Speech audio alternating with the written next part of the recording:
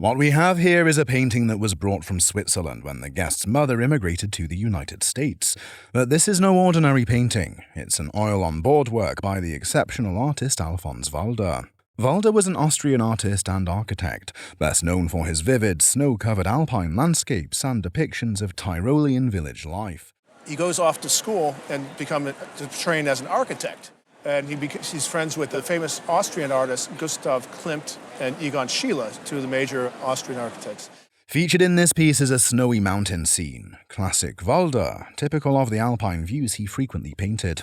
Around 1925, Valda began focusing heavily on skiing and mountain subjects, and the appraiser suggests that this painting was created during that period. We can confirm its authenticity by the presence of Valda's signature in the bottom right corner. Interestingly, the painting is titled Einsamer Berghof, which translates to the Lonely Mountain Cabin. A striking detail is the figure of a person carrying a child, standing in front of a solitary cabin, adding a human element to the otherwise vast landscape. Valda's signature use of thick impasto is clearly visible here, giving texture and depth to the snow and sky. Although there are many forgeries of Valda's work, this particular piece is authentic and even retains its original frame. At auction, this original oil-on-board painting by Alphonse Valda would easily fetch. If I were to put an auction estimate on it, I'd put it at $200,000 to $300,000. Oh, that's terrible. Oh, it was such a nice picture to just sort of have around. Before there were written records, there were bead patterns. This Cherokee Bandelier Bag tells a story, worn across the chest and passed down through generations. The guest's great-grandfather originally acquired this piece from the Cherokee Nation near the Oklahoma border in the 19th century. And a Cherokee Indian warrior made it for him because he really did appreciate all that my great-grandfather, who was a lieutenant in the Army at that point. Traditionally, this type of bag was crafted by women of the Cherokee Nation for their husbands, designed to be worn over the shoulders. Inside the pouch, tribesmen would carry flint, fire-starting tools, and other essentials. Accompanying the pouch is a plug of tobacco, one of the common items carried in such bags. Intricate and colorful beadwork decorates the strap and front of the pouch, featuring floral and herbal motifs. Designs are floral, herbal in nature. They would protect the wearer. Might help him in the hunt, help him in warfare. You mean all these say something? All of these floral elements do say something very specific, and it's meant to protect the owner. Interestingly, all the materials used in this bag are trade elements rather than indigenous ones. Also included with the bag is a document dated 1846, signed by the guest's ancestor, which adds significant provenance to the piece. It mentions the owner of the bag and the circumstances of its collection and its history. It's just a remarkable document. It ties everything together.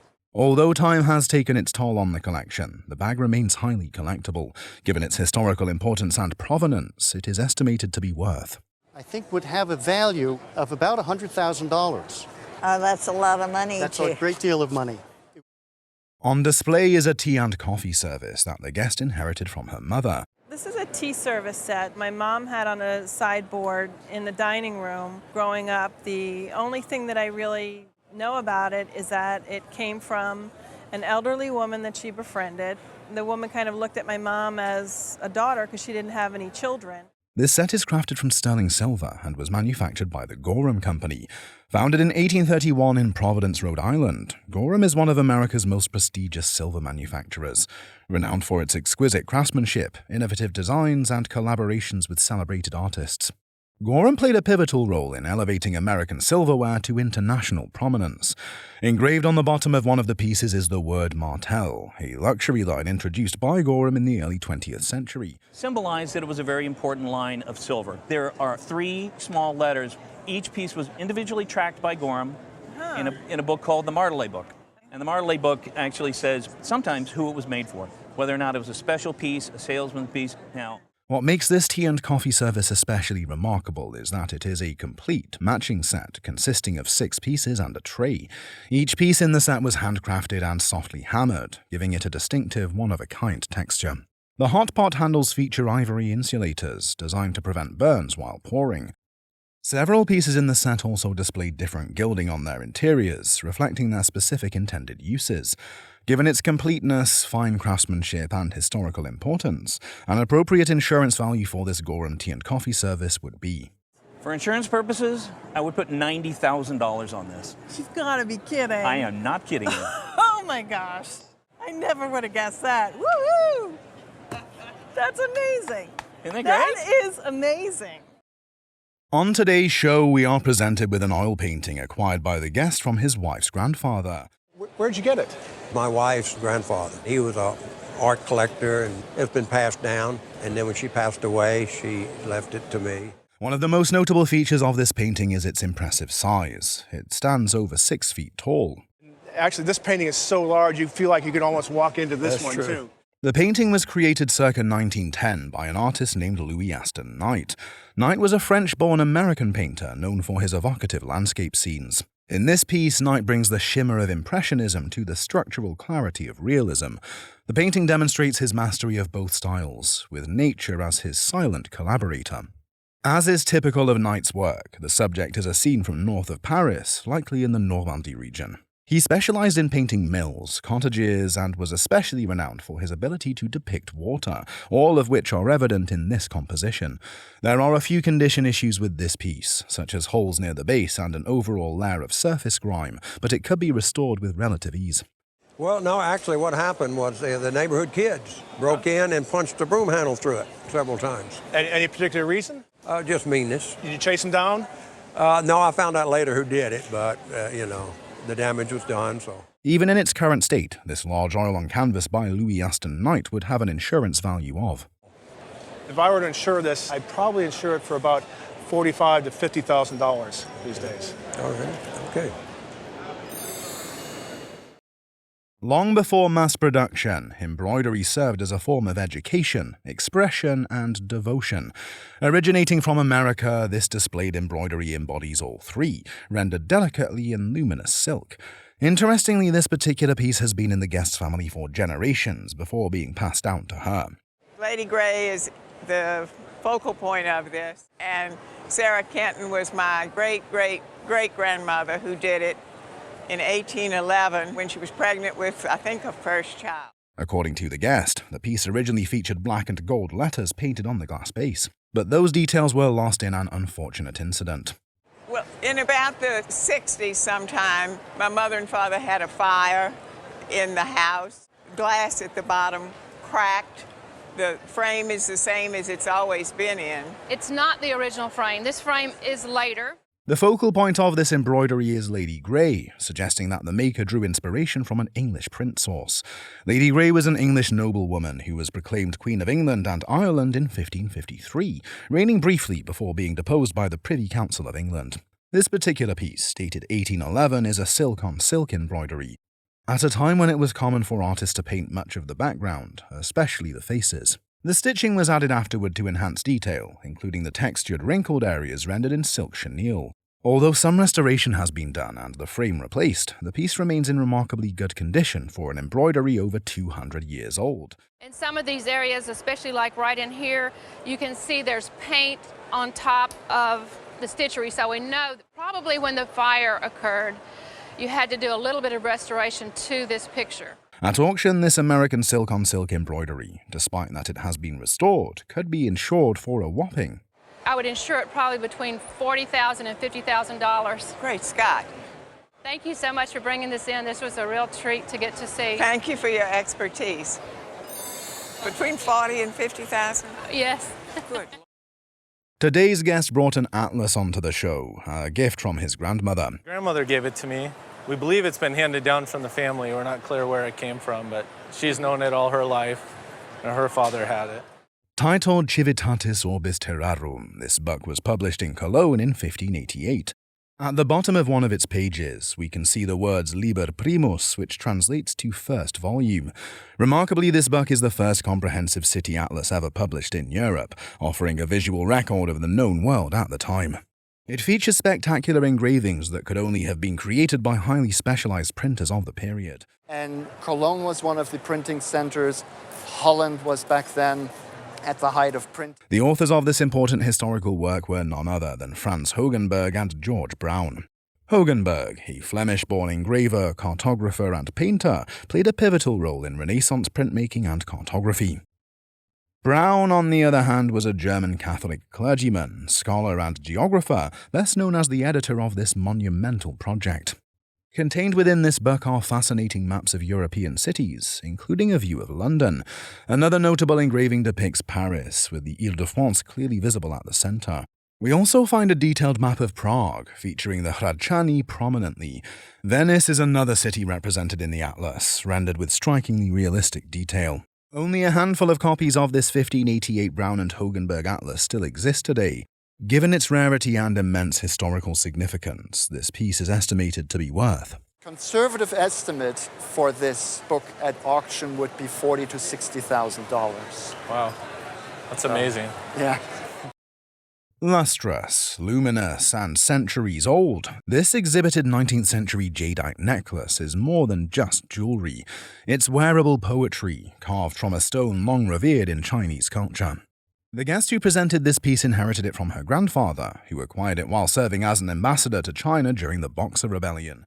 And when my mother was born, the Empress Dowager sent one of her ladies-in-waiting to buy a present. And this was the present. There were two of these. My sister has the other one. At that time, jadeites like this were prized by the Qing court and upper class, often given as gifts for weddings, birthdays, or ancestral celebrations. They were also believed to offer protection, promote health, embody virtue, and bring good fortune. What makes this particular jadeite stand out is its brilliant green hue and remarkable translucency. Adorning the top is a coral bead and seed pearls, both enhancing its allure. Unlike the more traditional nephrite, jadeite was imported from Burma, modern-day Myanmar, and became especially popular in China during the late Qing dynasty. A closer look at this piece reveals two engraved characters representing double happiness. Shi Shuang, a traditional Chinese symbol of joy in marriage. Considering its strong provenance and historical significance, this jadeite necklace would easily command a price of. I'd estimate the value on this is just a nice piece of jade at $30,000 to $50,000. Oh my gosh, I'm very surprised. If the Yankees were a dynasty, 1927 was the coronation. This ball, signed by that legendary team, is a relic from the golden age of baseball. The guest acquired the displayed balls from his father, who was a devoted baseball fan. My dad loved baseball. How he got these balls, I don't have any idea, but when he passed away, siblings were kind of divvying up his things. The balls were there, and I said I'd take them. On the right is a Yankees team-signed baseball, featuring Babe Ruth's signature on one side and Lou Gehrig's on another side. Ruth was an American professional baseball player whose major league career spanned 22 seasons, from 1914 through 1935. Gehrig, also a legendary figure, was a first baseman who played 17 seasons in Major League Baseball, all with the New York Yankees. Another key signature on this ball is that of Joe Giard, who played for the Yankees for only 1 year, 1927, which helps definitively date the piece. 1927 Yankees, arguably the best team in baseball history. Giard was a left-handed pitcher active in Major League Baseball during the 1920s. Turning to the baseball on the left, it's a circa 1950s Milwaukee Braves ball, featuring notable stamped signatures, including that of Henry Aaron. Aaron was a Hall of Fame right fielder who played 23 seasons in Major League Baseball from 1954 to 1976. Unfortunately, this particular Braves ball is a stamp ball, not hand-signed, so its value is considerably lower. One of the key things you'll look for when you see a stamped ball is very often you'll see the signature going off into the stitching. You can't sign a baseball like that with the signature going off into the stitching. What happens is it would be stamped onto the ball itself, and then they would fold it up and stitch it that way. Because it's a stamped piece, it would not fetch a high price at auction. $50, maybe $100, no big deal. However, the first ball, the 1927 Yankees baseball, is authentic. While it has suffered some minor wear over the years, it remains highly collectible. At auction, this authentic 1927 Yankees team-signed baseball would command a price of. I'll give you a conservative auction estimate. I would expect it to sell somewhere in the $15,000 to $25,000 range. Wow. Good spot for a sock drawer, isn't it? Yeah, nice to be in a sock drawer. Did he have it in the sock or just rolling around loose? No, probably just rolling around. Rolling around loose. Part artist, part traveler, Frère transformed his journeys across Egypt and Algeria into vivid, sun-washed scenes. This oil painting, created around 1850, is one such work, rich with atmosphere and wonder. Théodore Frère was a celebrated French Orientalist painter, renowned for his luminous and romantic depictions of North African and Middle Eastern life. He was among the first French artists to bring the landscapes and daily life of these regions to European salons. And he was regarded as a neoclassical painter. A lot of his work was exhibited at the Paris Salon. Okay. This painting has been in the Guest family for 4 generations. The woman that owned it and purchased it, I believe, was my mother's great aunt who lived back east. Now, your mother's great aunt, would she have been a well-traveled person, maybe Yes. made a grand tour Yes. through Europe and maybe North Africa, that sort of thing? Absolutely. Okay. Executed in oil on canvas, it bears the artist's signature in the lower right corner. In the mid-19th century, Orientalist subjects like those depicted here were considered exotic and highly fashionable. They were exotic subjects, and so many French and European artists would travel to North Africa, in this case, Cairo, and they would paint the bazaars, or they would paint the markets. Measuring approximately 30 by 30 inches, the painting portrays a bustling marketplace in North Africa. Even more remarkable is that it still retains its original gilt and gesso frame, which further enhances its value. Frère's works are highly sought after by collectors, and given the excellent condition of this piece, it is expected to fetch an auction price of. And conservatively today, I would easily expect in the region of $20,000 to $30,000. Oh, my Lord. Does that mean I have to get it insured? You might want to do that. Thanks wow, for bringing it. I'm just blown away. White jade has long been revered in China, not just for its beauty, but for its symbolism of purity. This pair of rams, delicately carved during the Republic era, reflects both masterful craftsmanship and deep cultural significance. In Chinese tradition, the ram is a universal symbol of male power, and these white jade figures beautifully embody that heritage. The guest who brought them onto the show inherited the pair from her father, and shared an interesting story about how he acquired them. My dad got them from a family when he was in Formosa. It was in the middle of the 50s. All he told us was that a family that he had stayed with and was friends with gave him that as a parting gift when he came home.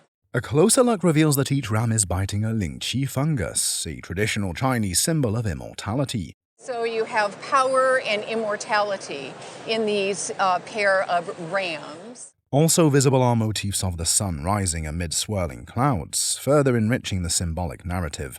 Beneath each ram is a complementary wooden base that blends seamlessly with the jade's form and decoration. Though carved in the style of pieces from the Qianlong period, these jade rams were made during the Republic era, circa 1911 to 1949. And the fact that your dad acquired these in China in the 1950s firmly places them as a pre-1950s object. Remarkably, they have been preserved in excellent condition for over a century. As finely crafted Republic period pieces, they are highly sought after by Chinese collectors, and at auction, this pair would likely be worth. At auction, they would be worth or carry a pre-sale estimate of at least $15,000 to $25,000. Wow.